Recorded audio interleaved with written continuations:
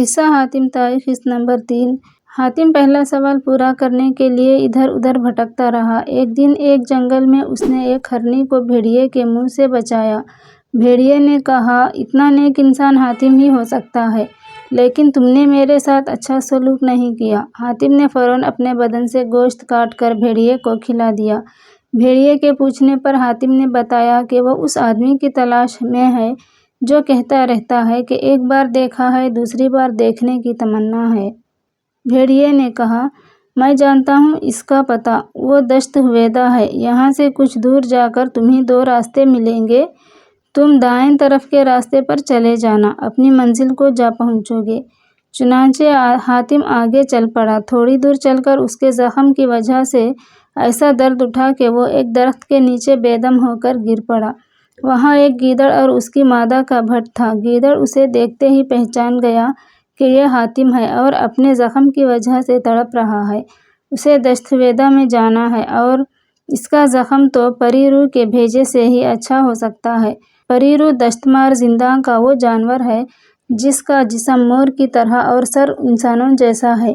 جو کوئی اس کے پاس جاتا ہے اور شربت پلاتا ہے، وہ مست ہو کر ناچنے لگتا ہے۔ اگر تو حاتم کی حفاظت کرے تو میں پری روح کا سر لے آؤں۔ چنانچہ گیدڑ دشت مار زنداں پہنچا اور پری روح کا سر کاٹ لایا۔ اس کا مغز زخم پر لگاتے ہی حاتم کا زخم بھر گیا۔ حاتم نے دونوں کا شکر ادا کیا اور بولا، اگر تمہارا کوئی کام ہو تو کہو، تاکہ میں اس احسان کا بدلہ چکا سکوں۔ گیدڑ نے کہا، یہاں سے کچھ دور شیروں کا ایک جوڑا رہتا ہے جو ہمارے بچوں کو کھا جاتا ہے۔ اگر تم انہیں مار ڈالو تو بڑی مہربانی ہوگی۔ حاتم نے کہا کہ مجھے ان کا پتہ بتاؤ۔ گیدڑ حاتم کو لے کر شیروں کے بھٹ کے پاس پہنچا۔ حاتم بھٹ کی طرف بڑھا، گیدڑ ایک جھاڑی میں چھپ گیا۔ حاتم نے شیر اور شیرنی سے کہا کہ تم گیدڑ کے بچوں کو مت کھایا کرو، جی چاہے تو مجھے کھا لو، لیکن بچوں کو مت کھایا کرو۔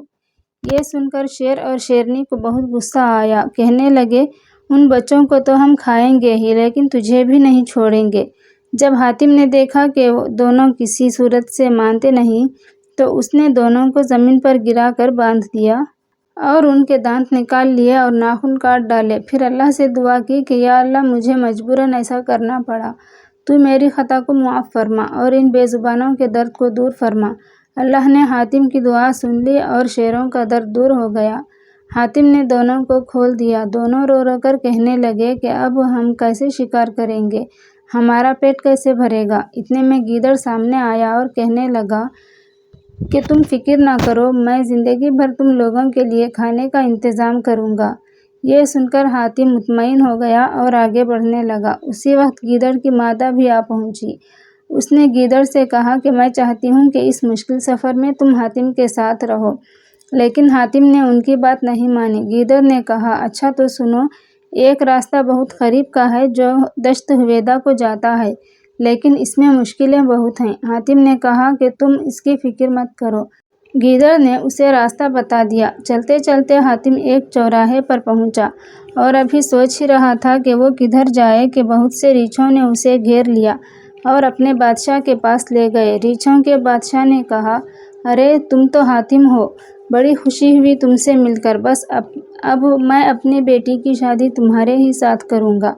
حاتم نے ریچھ کی بیٹی سے شادی کرنے سے انکار کیا تو ریچھوں کے بادشاہ نے اسے ایک اندھیرے گڑھے قید کروا دیا۔ 7 دنوں تک حاتم قید رہا۔ ایک رات اس نے ایک بزرگ کو خواب میں دیکھا جو کہہ رہے تھے کہ تو ریچھ کی بیٹی سے شادی کر لے، اسی میں تیری بھلائی ہے۔ پھر جب دوبارہ ریچھوں کے بادشاہ نے حاتم کو بلایا اور پوچھا تو حاتم نے اسی کی بیٹی سے شادی کر لی۔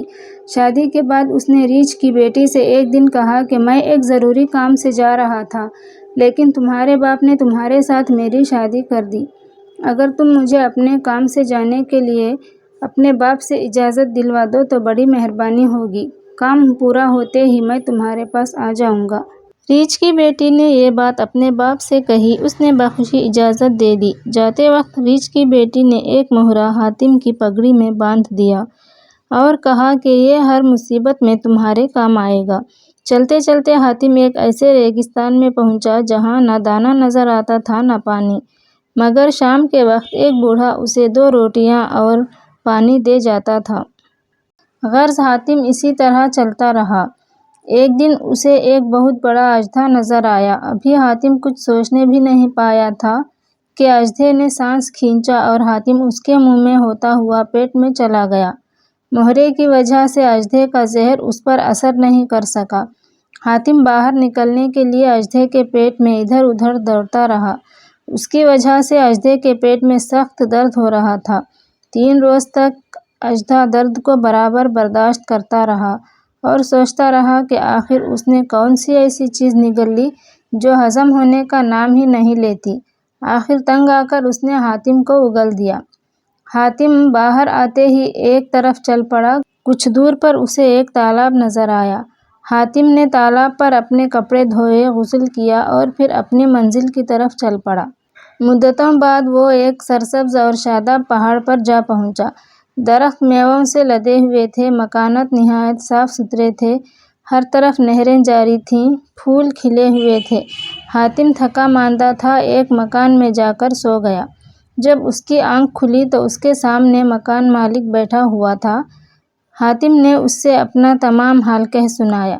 اس شخص نے کہا کہ آج تک دشت ہویدا سے کوئی زندہ واپس نہیں آیا ہے، پھر بھی میری نصیحت کو یاد رکھنا۔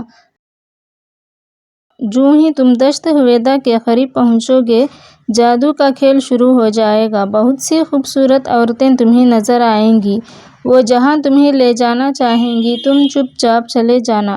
آخر میں ایک بہت ہی خوبصورت عورت تمہیں ملے گی، جیسے ہی تم اس کا ہاتھ پکڑو گے تم دشت ہویدا جا پہنچو گے۔ دوسرے دن حاتم پھر چل پڑا۔ راستے میں ایک تالاب نظر آیا۔ حاتم تالاب کے کنارے بیٹھا ہی تھا کہ اس میں سے ایک نہایت حسین عورت نکلی اور حاتم کا ہاتھ پکڑ کر تالاب کے اندر لے گئی۔ تو اس سے آگے کیا ہوا جاننے کے لیے چینل کو سبسکرائب کر لیجئے اور اگلی ویڈیو کا انتظار کیجئے گا۔